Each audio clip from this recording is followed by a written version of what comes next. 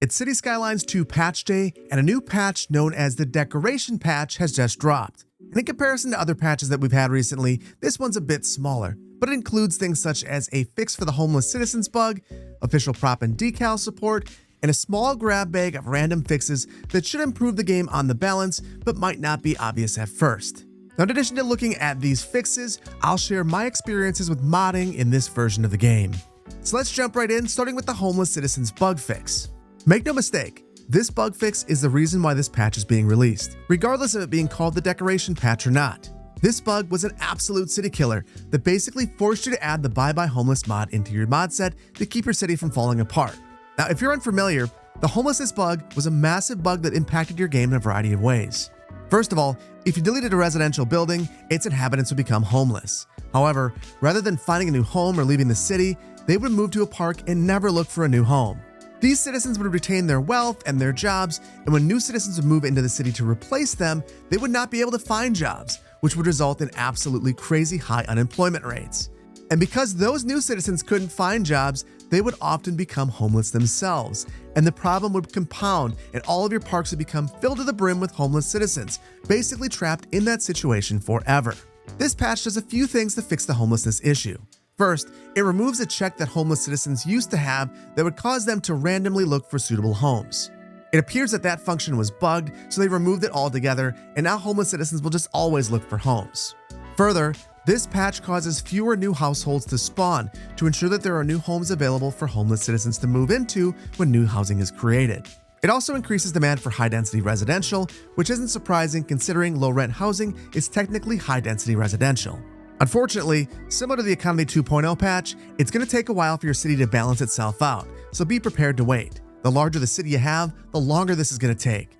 Now, Colossal Order advises that you can speed this process along by adding new residential zoning, as well as providing transit out of your city, which ironically is the exact same fix recommended on Reddit as a workaround for this bug. To test this patch, I've let Magnolia County simulate for about an hour. And because this build is modded, I've created a playset with 2 mods in it, Plop the Grobles and Road Builder, the only 2 mods actually required for this playthrough. So as you can see here in the befores and the afters of these park areas, there are still homeless encampments all over the place. In fact, if I didn't tell you that these were befores and afters, you might not know that they are. You might think it's the exact same image, which is a big disappointment. So this got me thinking, maybe this is just a remnant of the Bye Bye Homeless mod, and there aren't actually homeless people here. But if you click around, you can see there are tons of homeless people here. So I decided to replace a park, and indeed, it didn't have any homeless encampments. For a while, they came back, then they disappeared, and then they came back. And that proved to me that homeless encampments can be removed so long as there actually aren't homeless people living at the park. And even here in our unemployment, I really can't make heads or tails of it. Unemployment's actually gone up after letting the patch run for a while.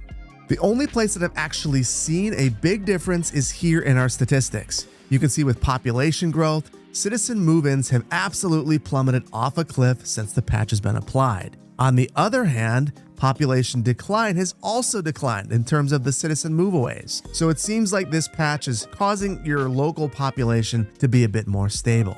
And honestly, this kind of leaves me feeling frustrated. Homelessness as a game mechanic has so much promise, but we have literally no information about it. We can't even get a count of the number of homeless citizens that we have living in our cities. Further, we don't have the tools to fix it. We don't have homeless shelters. We don't have policies that would help us get them jobs or give them places to live. It's just something that becomes kind of an annoyance in our parks. And I think that's a shame because homelessness is a real problem that cities really deal with. Further, it's one of the only things that makes your city feel lived in. And that's because there's no dirt, no grime, nothing. The only way that you can get that is by adding decals. And honestly, it all makes me wish that we would have gotten building wear and road wear rather than homelessness in the game. Especially because I can't make heads or tails of this. Now that whole rant aside, something is happening. We can see right here that this gentleman is leaving the skate park and getting a home. So something is improving. I just don't know that it's going far enough to really feel it. Now, the only way I'm really going to know is to let this thing simulate even longer, and I think I'm going to do just that.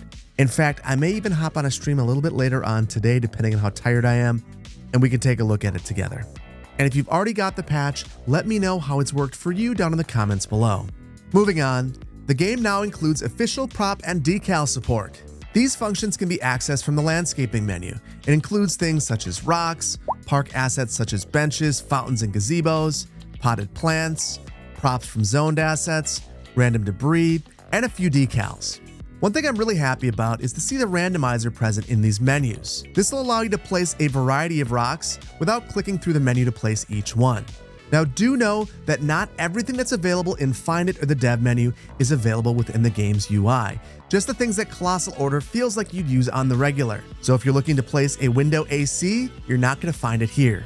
But interestingly, you also can't place any lighting, which I don't really understand. We can now make a custom cemetery, but we can't have it lit up. Little spooky if you ask me. I hope that lights are added to the list of props that we have available at some point in time.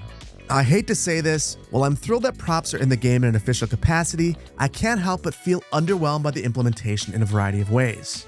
First, similar to trees and bushes, props have a hit zone or collision zone, which is a departure from Cities Skylines 1 and in my opinion doesn't make sense in Cities Skylines 2.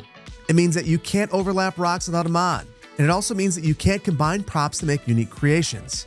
What's more, some of the props have collision with water, so you can't use this debris, for instance, as a riprap. Further, many of the props are not terrain conforming, meaning that they only look good if placed on completely flat ground. But it gets worse. Props have collision with literally everything. You can't add a bench to a park, or a greenhouse to a backyard, or even one of these decals to pavement. You can literally only place them on surfaces. It seems like a huge missed opportunity. And all of this is to say nothing of the organizational scheme of props, which is bluntly very, very, very bad. Organizing props by zoning means that there are multiple categories that include chairs, fountains, tables, trash cans, etc. And there's still no vanilla search functionality. This sets a bad standard for the future and makes me think that some of the same organizational inconsistencies that we had in Cities Skylines will be present here in Cities Skylines 2, which again is a huge missed opportunity. I'm also a bit frustrated that the props are only cosmetic. In Cities Skylines 2, I'd imagine that citizens would interact with the props, even if their interactions were fairly meaningless. You know, citizens walking up to a food truck, sitting at a bench, admiring a fountain. None of that is possible, and none of that happens. This also means that there's nothing meaningfully different between finding props in the dev menu or Find It or within this new UI, which in my opinion is a huge missed opportunity and something that I hope that they revisit in the future. And all of this makes me feel like props are unimproved in Cities Skylines 2, and perhaps even a bit worse than they were in Cities Skylines 1, considering they can't overlap. This also makes me worried that Cities Skylines 2 is starting to veer towards not really being worth playing without mods, and that the developers know this and seem to be okay with this. Between must-have mods like the line tool, which somehow is still not in the game, and props basically requiring Anarchy to use them without frustration, I'm starting to question why anybody would play this game completely vanilla by choice. And that's unfortunate, because there are a lot of people using GeForce now, and in the future, console players are going to be left behind. So I really hope that Colossal Order sorts this out and becomes less restrictive with collision at a bare minimum. But honestly, I've digressed at this point.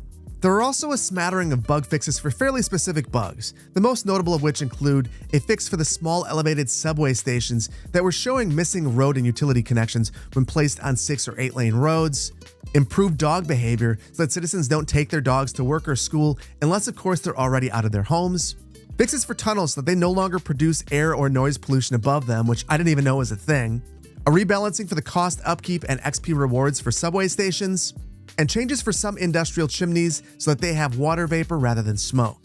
Using my normal Magnolia County mod set, I was able to load right into my save and things appeared to be relatively stable.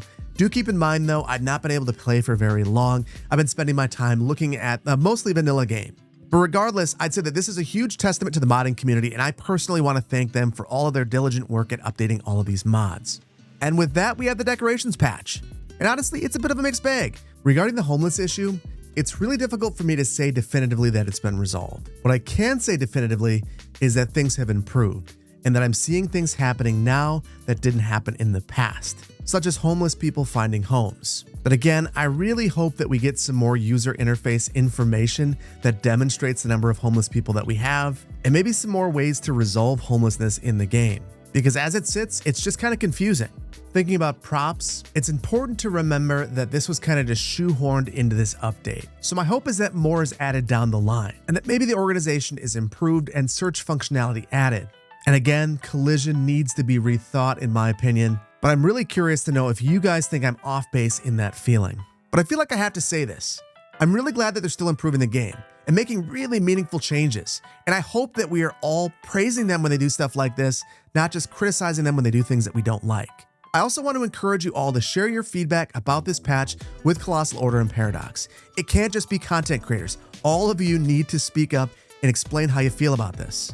But remember to keep it respectful and constructive. That's how we can help them mold this game into the game that I think we all want it to become. But with that, I think that we're going to leave it here, and I really hope that you found this useful. If you did, please hit the like button. If you're not subscribed to the channel, please consider doing so, and I can't wait to see you next time. Thank you so much. Take care. Bye-bye.